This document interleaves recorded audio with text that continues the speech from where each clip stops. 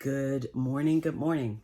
So last night, and a little bit of this morning, I've moved through the second episode of Natalia Grace and started into the third, I believe, in finale, but I am just maybe 15 minutes into that.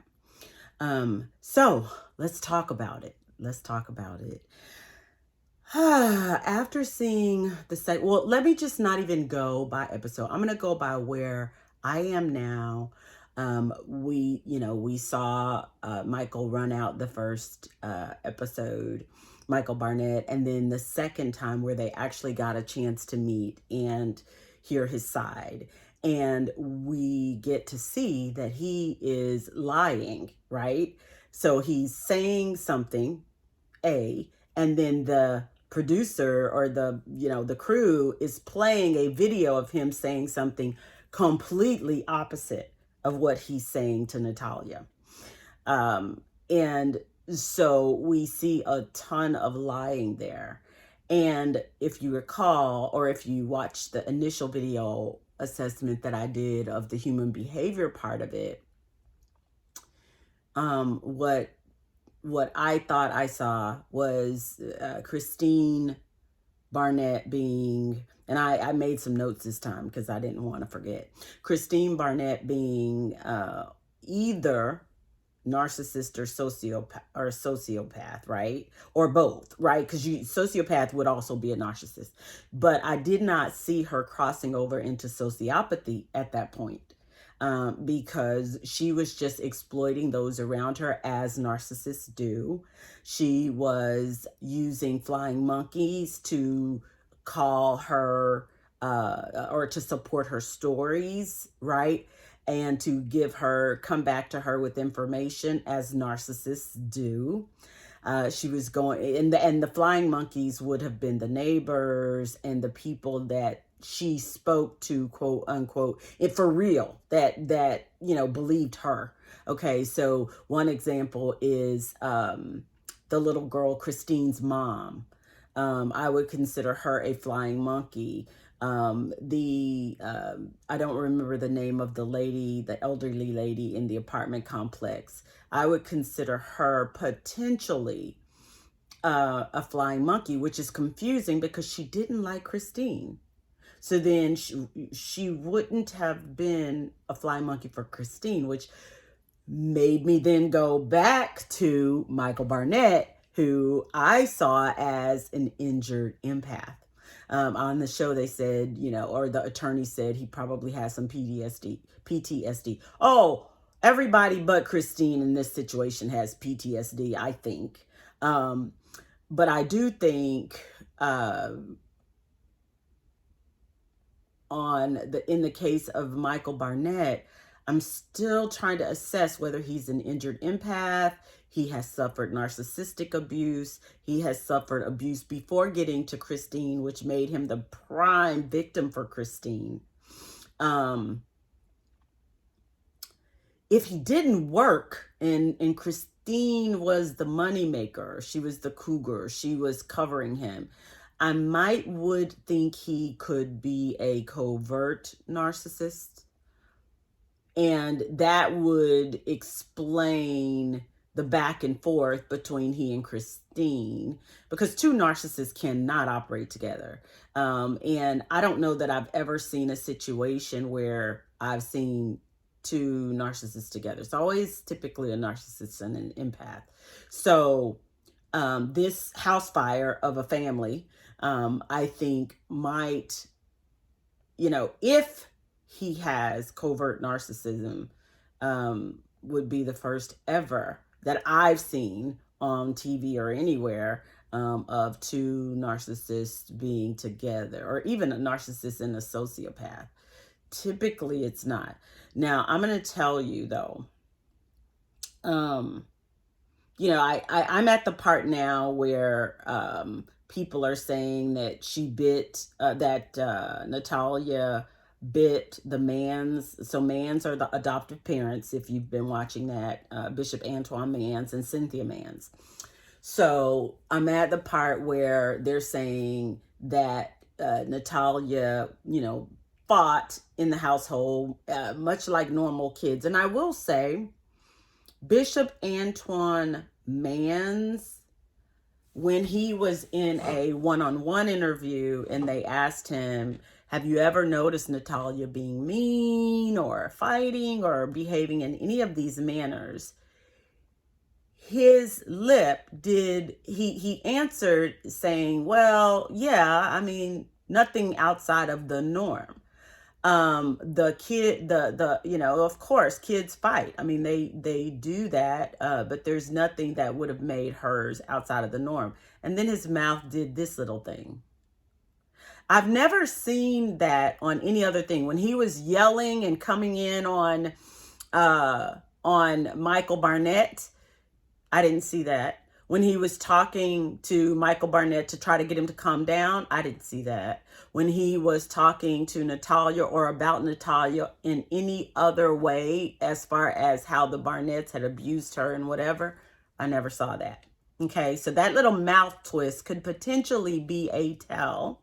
And the tell would be, okay, you're getting close to the lie line. Okay, let me say that right without doing my mouth. Okay, you're getting close to the lie line, right?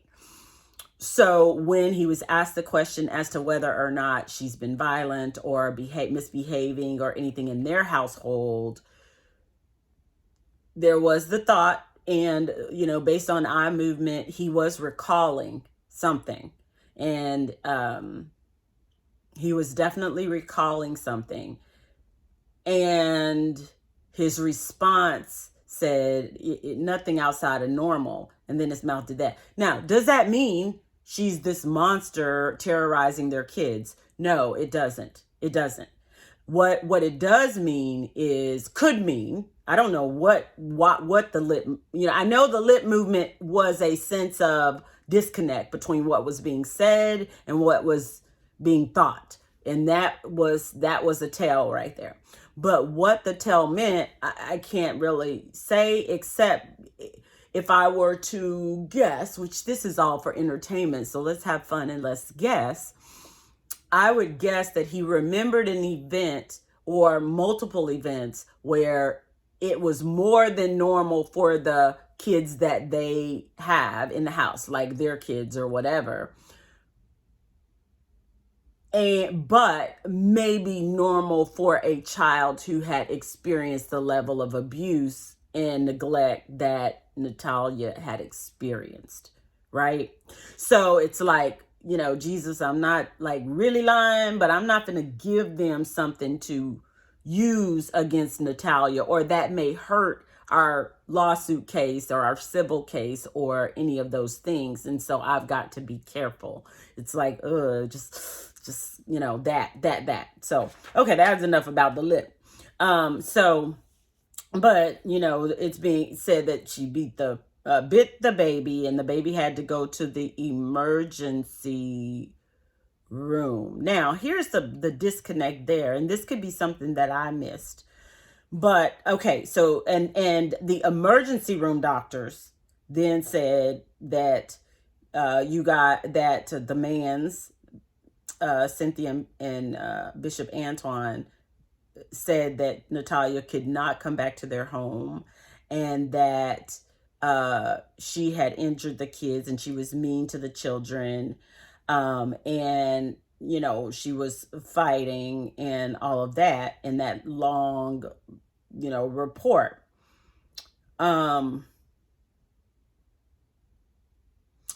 What was interesting was that Cynthia Mann said, I never talked to the doctors.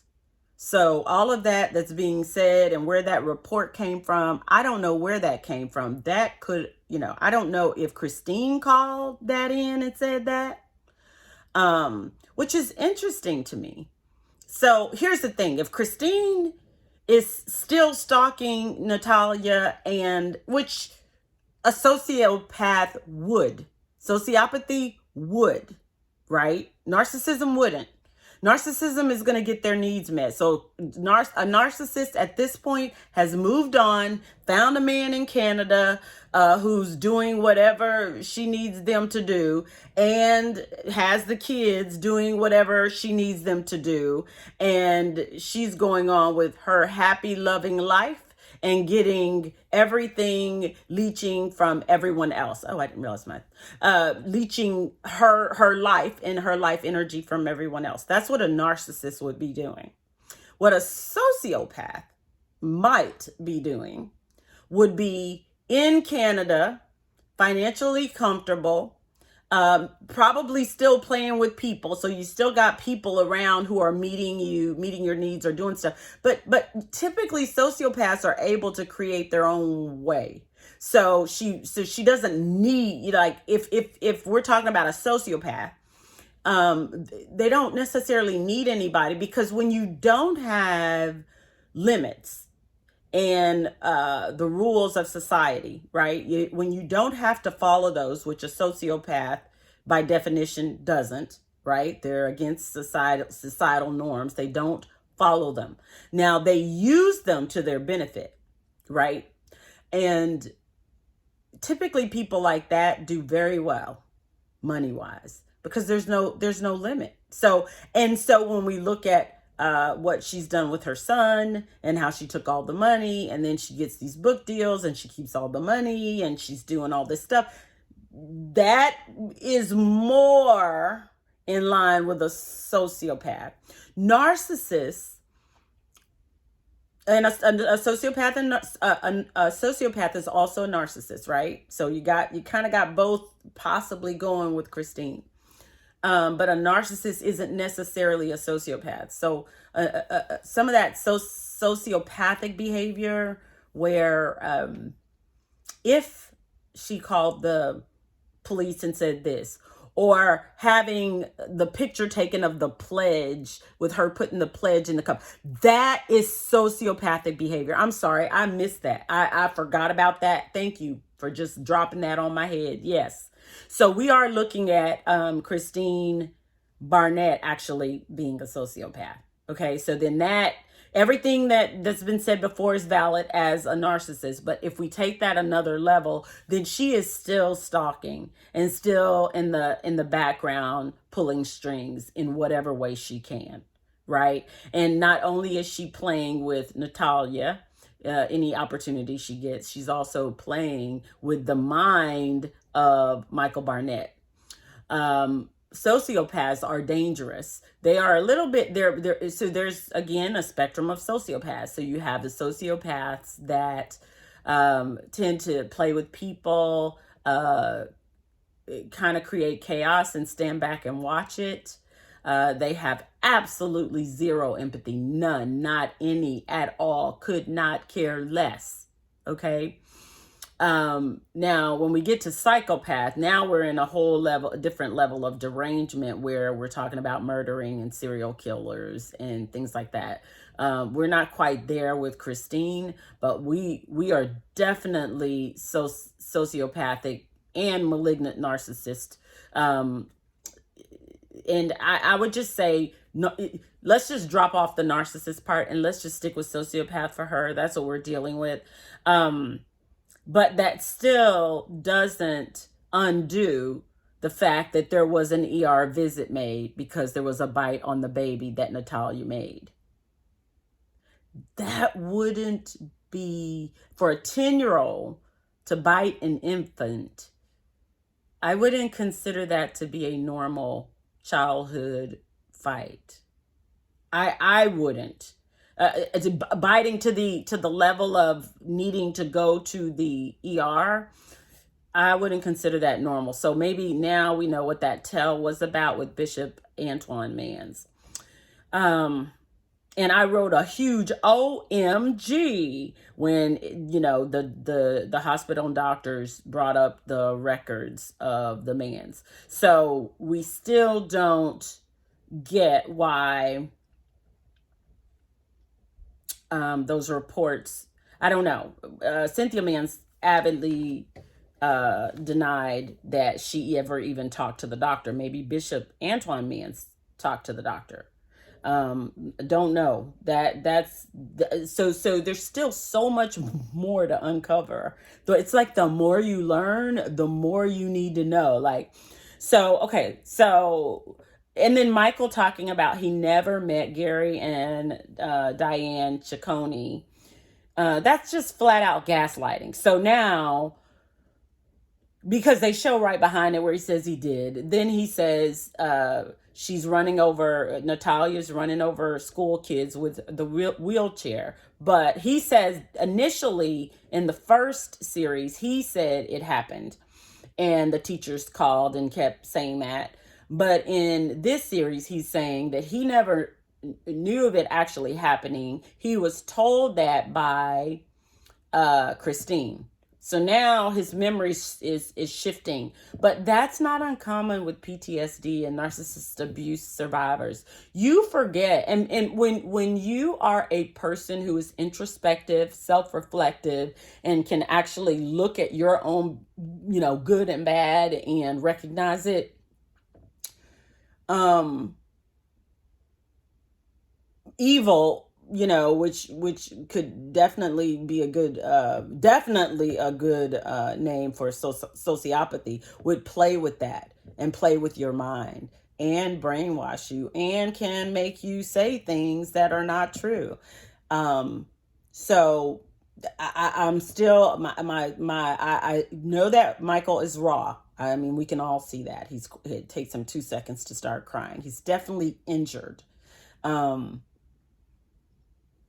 But I don't see the rage with the injury like a narcissist would have. Like, at least from my experience seeing it and watch it, whether it's seeing it in real life or watching it on TV, the narcissistic rage, I don't think I've seen that. And I think we would have seen that with Michael, even when he was angry and he was, breaking out of meeting with Natalia and he was offended and all of that stuff, which I totally get. You can't tell me how to tell my story, right? But I didn't see narcissistic rage. I saw injury in that moment. So I'm going to trust that he is an injured empath in this situation. I think right now I am. I got to still finish the finale. But the question I leave us with is it possible that we have a grandiose and covert narcissist? Is it possible? Now the grandiosity comes, both of them, but I'm thinking grandiose relating to Kristine and covert relating to Michael. I don't know. I'm going to keep sitting on that and finish watching so that I can get to the finale and then possibly come back with my last and final answer on this. I hope you're watching it with me. If you are, let me know with a thumbs up, and then also make comments. Whether you agree or disagree, it's fun to have the conversation. So please feel free to chime in if you are watching this. This is about the curious case of Natalia Grace. All right. Have a great day. Make it a great day.